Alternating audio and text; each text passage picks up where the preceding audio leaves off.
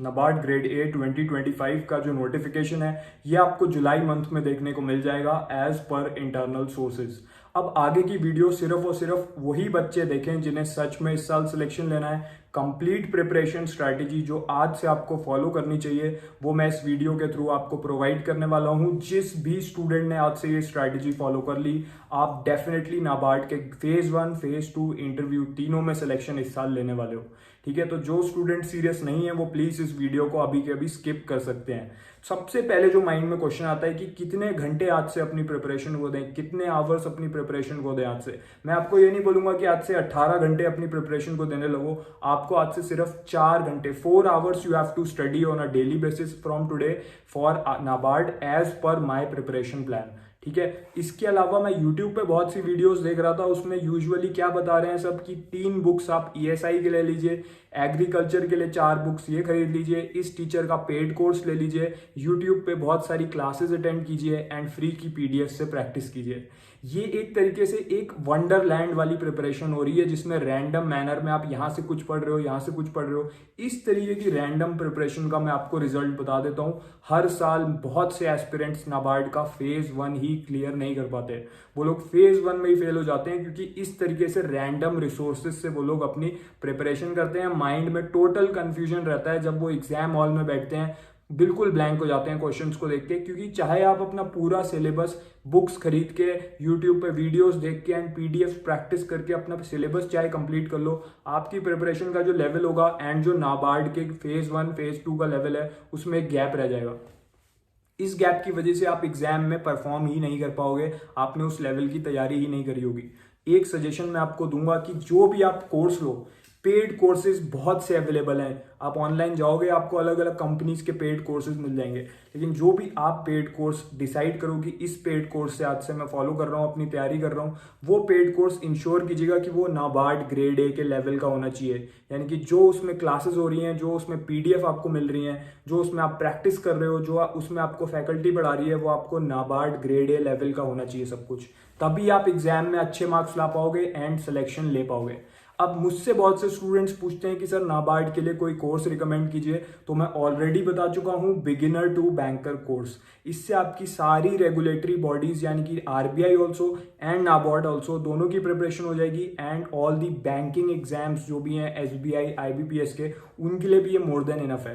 तो नाबार्ड की जो भी स्टूडेंट्स प्रिपरेशन कर रहे हैं, अगर आपको ये कोर्स फॉलो करना है तो आपकी हेल्प के लिए मैं इसे वीडियो की डिस्क्रिप्शन में दे दूंगा, इसी वीडियो के डिस्क्रिप्शन में, वहां से जाके आप लिंक पे क्लिक करके इसको ज्वाइन कर सकते हो। अब क्या प्रिपरेशन प्लान हमें फॉलो करना चाहिए, ठीक है, अब उस पे आ जाते हैं। तो ये जो कोर्स है इसमें मैं भी एक फैकल्टी हूं, मैं भी आपकी क्लासेस लूंगा। I have cleared every bank exam in my first attempt. Okay, so I know कि नाबार्ड को क्लियर करने के लिए किस तरीके से आपको पढ़ाना है। अब सबसे पहले हम लोग आ जाएंगे मैथ्स और रीजनिंग पे, क्योंकि जो फेज 1 आपका होने वाला है इसमें सबसे पहले मैथ्स और रीजनिंग के क्वेश्चन आपको देखने को मिलेंगे। तो मैथ्स और रीजनिंग में आपको क्या करना है, आज से इसी कोर्स के अंदर से बिगिनर टू बैंकर कोर्स में से एक क्लास आप मैथ्स की देखोगे, एक क्लास आप रीजनिंग की देखोगे। मैं चाहता तो मैं आपको ये भी बोल सकता था कि YouTube पे आप किसी भी टीचर जो आपको फॉलो करने हैं, जो भी आपको पसंद है, बहुत से कॉमन टीचर्स हैं जो स्टूडेंट्स को पसंद है, उनकी क्लासेस देख लीजिए। लेकिन जो नाबार्ड है वो एक ऑफिसर लेवल एग्जाम है, एग्जाम कुछ डिमांड करता है आपसे।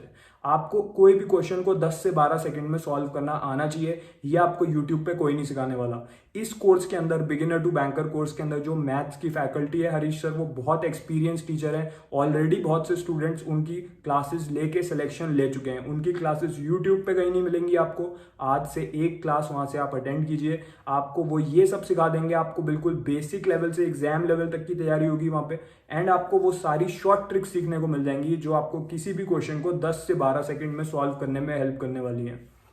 इसके अलावा हम लोग रीजनिंग पे आ जाते हैं। तो रीजनिंग में मेरी क्लासेस रहने वाली हैं, मैं आपको रीजनिंग का एवरीथिंग एवरी टॉपिक पढ़ा दूंगा in the beginner to banker course. वो सब कुछ जो मुझे पता है जो आपको हेल्प करेगा रीजनिंग में मैक्सिमम मार्क्स स्कोर करने में, everything I am going to cover in my classes inside beginner to banker course. ठीक है, तो उसमें से आप डेली मेरी रीजनिंग की एक क्लास अटेंड कीजिए। प्रैक्टिस कहाँ से करनी है, देखिए प्रैक्टिस जब तक हम सही कंटेंट से नहीं करेंगे, नाबार्ड के लेवल के कंटेंट से नहीं करेंगे, तब तक एग्जाम में क्वेश्चंस हमारे नहीं बनने वाले। तो इसी कोर्स के अंदर आपको प्रैक्टिस मटेरियल भी पूरा मिलने वाला है हर एक टॉपिक का।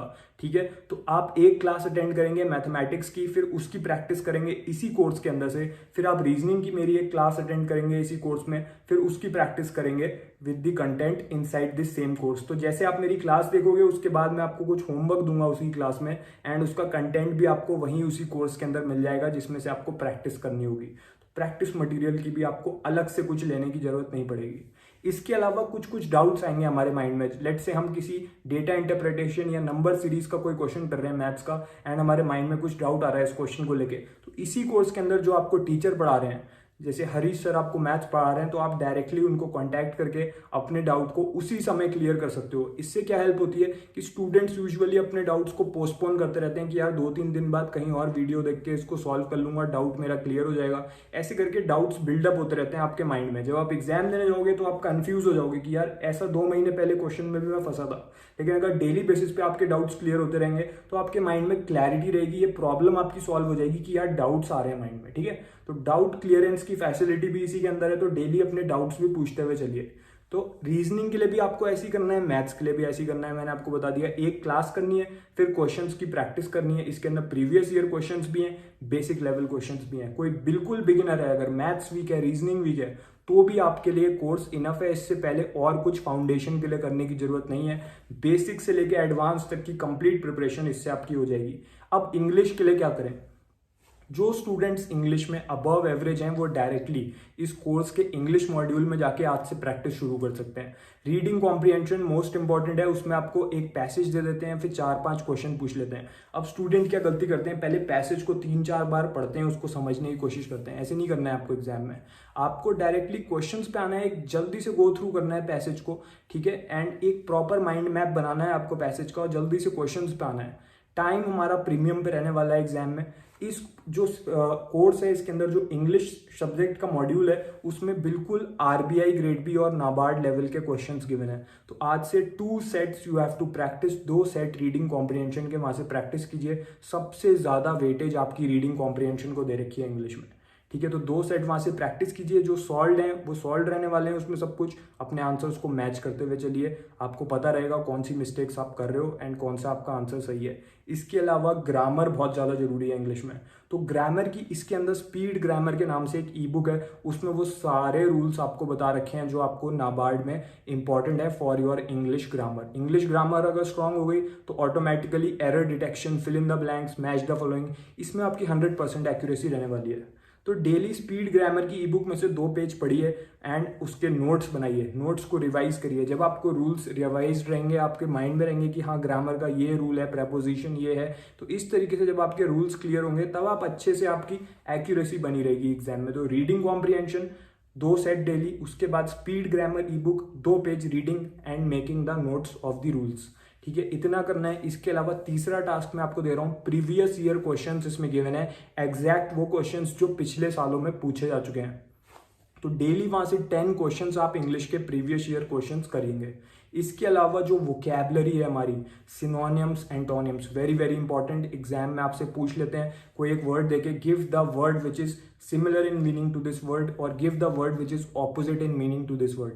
जब तक आपको सिनोनिम एंटोनिम नहीं पता होंगे तो कैसे आप कर लोगे, लेकिन हजारों वर्ड्स हैं ऐसे आप कहोगे इंग्लिश लैंग्वेज में, तो आपको सारे वर्ड्स करने की नीड नहीं है। बहुत से ऐसे वर्ड्स हैं जो बार बार रिपीट हो रहे हैं, वो सारे इस कोर्स के अंदर आपको दे रखे हैं। 1000 वर्ड्स की पूरी डायरेक्टरी है जो बार बार आरबीआई, नाबार्ड, सेबी इन एग्जाम्स में रिपीट हो रहे हैं and banking and regulatory bodies में रिपीट हो रहे हैं। तो डेली वहां से 10 वर्ड्स लर्न कीजिए, उनके नोट्स बनाइए एंड संडे टू संडे उनको रिवाइज कीजिए।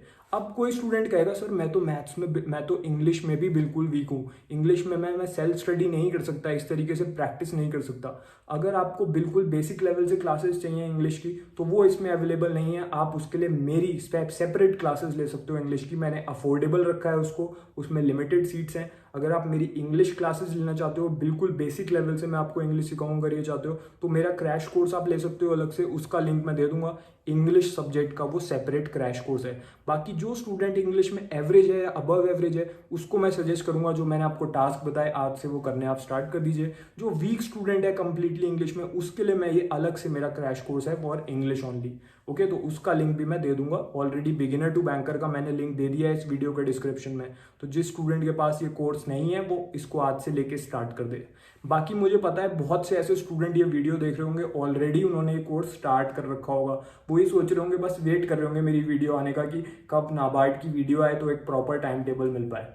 ठीक है, तो इस तरीके से आज से आपको इंग्लिश की तैयारी करनी है। करंट अफेयर्स के लिए क्या करें? तो करंट अफेयर्स के लिए यूट्यूब पे ही गीता मैम की डेली बेसिस पे क्लास आती है, उसमें आरबीआई और नाबार्ड लेवल के करंट अफेयर्स कराए जाते हैं डेली बेसिस पे। तो वहां से डेली एक क्लास आप अटेंड कीजिए। ठीक है, उसकी प्लेलिस्ट का लिंक मैं आपको दे दूंगा इस वीडियो के डिस्क्रिप्शन में। तो ये जो वीडियो है यार, इसके अलावा आपको और कोई वीडियो देखने की जरूरत नहीं है। इसमें सारे सब्जेक्ट्स की आपको स्ट्रैटेजी एंड सोर्स, मैंने आपको सिंगल सोर्स बताया है, बिगिनर टू बैंकर कोर्स, बस वही लेना है आपको।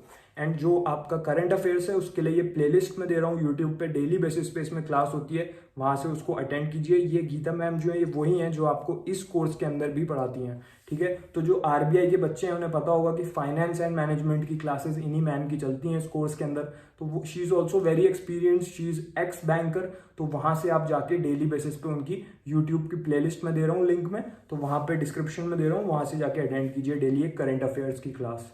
इसके अलावा अब हमारा जाता है agriculture and rural development. Student डर जाते हैं कि यार एग्रीकल्चर तो आज तक मैंने पढ़ा ही नहीं, अब मैं कैसे दूंगा इस सब्जेक्ट को। आपको बिल्कुल भी टेंशन नहीं लेनी है। जो ARD agriculture and rural development है, इसमें जो क्वेश्चन है आपके वो सिर्फ और सिर्फ 60 to 70% क्वेश्चंस आपके आएंगे गवर्नमेंट स्कीम्स में से। यानी कि जो रूरल एरियाज और एग्रीकल्चर से रिलेटेड, कृषि से रिलेटेड जो भी गवर्नमेंट की स्कीम्स हैं, वो सारी स्कीम्स के जो लेटेस्ट करंट अफेयर्स हैं उससे रिलेटेड क्वेश्चंस इसमें आएंगे MCQ फॉर्मेट में।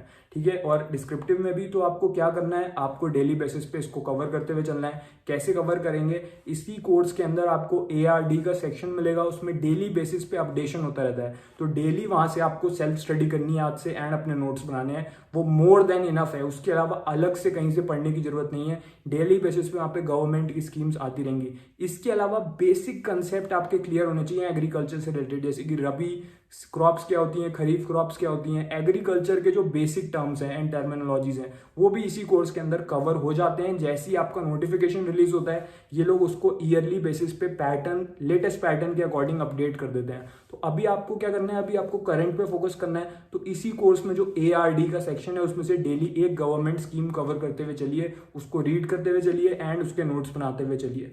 अलग से कोई कोर्स लेने की जरूरत नहीं है, ARD के लिए भी ये कोर्स इनफ है। ठीक है, तो फेज 1 फेज 2 दोनों की कंप्लीट तैयारी आपकी हो जाएगी। डिसीजन मेकिंग और ये सब जो टॉपिक्स हैं, ये जो एड ऑन टॉपिक्स होते हैं, जो आपके फेज 1 में कुछ और टॉपिक्स होते हैं, ये इसमें ईयरली बेसिस पे अपडेट होते हैं नोटिफिकेशन आने के बाद। जैसी आपका नाबार्ड का नोटिफिकेशन आएगा, इसमें अपडेशन हो जाएगा कि इस साल के पैटर्न के अकॉर्डिंग जो कंटेंट है वो इसमें देखने को मिल जाएगा। इसी कोर्स के अंदर आपको डिसीजन मेकिंग एंड एवरीथिंग वो सब इसमें कवर्ड मिलेगा। तो ये है कंप्लीट स्ट्रैटेजी फेज 1 फेज 2 की। इंटरव्यू की तैयारी कैसे करें, इसी कोर्स के अंदर इंटरव्यू की भी कंप्लीट गाइड मिलेगी आपको। तो इंटरव्यू के लिए भी अलग से कुछ लेने की जरूरत आपको नहीं पड़ेगी। इस कोर्स में हिंदी और इंग्लिश दोनों फॉर्मेट्स में क्लासेस अवेलेबल है। मैं खुद आपको रीजनिंग पढ़ा रहा हूँ, आपको इकोनॉमिक्स एंड सोशल इश्यूज पढ़ा रहा हूँ। तो आपको बिल्कुल भी वरी करने की नीड नहीं है। मैंने आपको एक स्ट्रक्चर्ड सोर्स बता दिया है, बेस्ट सोर्स आपको बता दिया है, बेस्ट प्लान आपको बता दिया है आज से जिस वे में आपको प्रिपरेशन करनी है। डिस्क्रिप्टिव के लिए क्या करें, इसमें अनलिमिटेड डिस्क्रिप्टिव के मॉक टेस्ट गिवन है। डेली एक मॉक टेस्ट अगर आप आज से देना शुरू करोगे तो एग्जाम आने तक आपकी पूरी मास्टरी हो जाएगी। जो भी आप मॉक दोगे उसको मैं खुद चेक करूंगा एंड जो टीचर्स हैं इसमें वो चेक करेंगे, जो आपकी मिस्टेक्स हैं आपको बताएंगे, ताकि नेक्स्ट बार जब आप मॉक टेस्ट दो इसके अंदर तो आप बेटर परफॉर्म करो एंड एग्जाम में आपके मैक्सिमम मार्क्स आए मॉक टेस्ट में, डिस्क्रिप्टिव में, मॉक टेस्ट में नहीं, डिस्क्रिप्टिव आंसर राइटिंग में। ठीक है, तो डिस्क्रिप्टिव आंसर्स इसमें चेक होते हैं। ये एक और प्लस पॉइंट रहेगा आपकी प्रिपरेशन में कि आपको प्रॉपर फीडबैक मिलता रहेगा कि क्या क्या आप गलतियां कर रहे हो डिस्क्रिप्टिव राइटिंग में एंड डेली बेसिस पे आप इंप्रूव करते हुए चलोगे। तो एक डिस्क्रिप्टिव राइटिंग का भी टेस्ट देते हुए चलिए इसमें आज से। इसकी वैलिडिटी लाइफ टाइम है कोर्स की, लिंक वीडियो के डिस्क्रिप्शन में गिवन है। बस आपको डिसीजन लेना है, या तो आप आज से पढ़ाई में लग जाइए, कोर्स और स्ट्रैटेजी दोनों आपको बता दी गई है। या अगर आप ये भी डिसीजन ले सकते हो कि मैं बाद में तैयारी करूंगा, तो फिर एक बार नोटिफिकेशन आ गया तो 1 महीने से 1.5 महीने के अंदर अंदर आपका एग्जाम हो जाएगा, तब आपके पास टाइम नहीं होगा अपनी प्रिपरेशन को करने का। आज से जो स्टूडेंट पढ़ाई में लग जाएगा वही सिलेक्शन ले पाएगा, क्योंकि बहुत से बच्चे ऑलरेडी इस कोर्स को ज्वाइन करके डेली बेसिस पे प्रिपरेशन करते हुए चल रहे हैं। तो आप अपना टाइम वेस्ट मत कीजिए, आज से इस कोर्स को ज्वाइन करके अपनी प्रिपरेशन राइट डायरेक्शन में स्टार्ट कीजिए। एंड जो बच्चा आज से पढ़ाई शुरू कर देगा वो पीछे मुड़ के देखेगा, एंड इस साल उसका सिलेक्शन हो चुका होगा, वो पीछे मुड़ के देख के सोचेगा मैंने बिल्कुल सही टाइम पे आशुतोष सर के कहने पे अपनी प्रिपरेशन सही टाइम पे शुरू कर दी, इसीलिए आज मैं नाबार्ड ग्रेड ए में सिलेक्टेड हूँ। So just start your preparation from today. All the best.